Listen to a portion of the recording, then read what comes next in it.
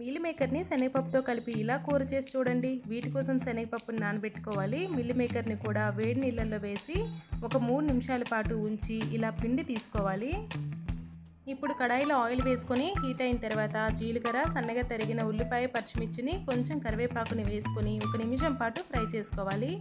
ఇప్పుడు అల్లం వెల్లుల్లి పేస్ట్ని వేసుకొని కాసేపు ఫ్రై చేసుకొని తర్వాత టమాటో ప్యూరీని ఇందులో వేసుకొని అంతా కలిసేలా కలుపుకోవాలి.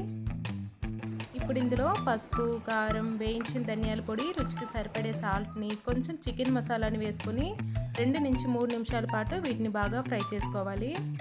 తర్వాత మిల్ మేకర్ని ఇందులో వేసుకొని గ్రేవీలో కలిసేలా కలుపుకొని నానబెట్టుకున్న శనగపప్పును కూడా వేసుకొని ఒక చిన్న గ్లాస్ నీళ్ళను పోసి బాగా మిక్స్ చేసుకొని వీటిపై మూత పెట్టి గ్రేవీ అంతా దగ్గర పడేంత వరకు ఉడికించుకోవాలి. లాస్ట్లో గరం మసాలాని, సన్నగా తరిగిన కొత్తిమీర తరుగుని వేసుకొని ఒకసారి కలుపుకుంటే ఎంతో టేస్టీగా ఉండే ఈ మిల్ మేకర్ శనగపప్పు కూర రెడీ అయిపోతుంది. మరిన్ని రెసిపీస్ కోసం ఛానల్ని సబ్స్క్రైబ్ చేసుకోండి.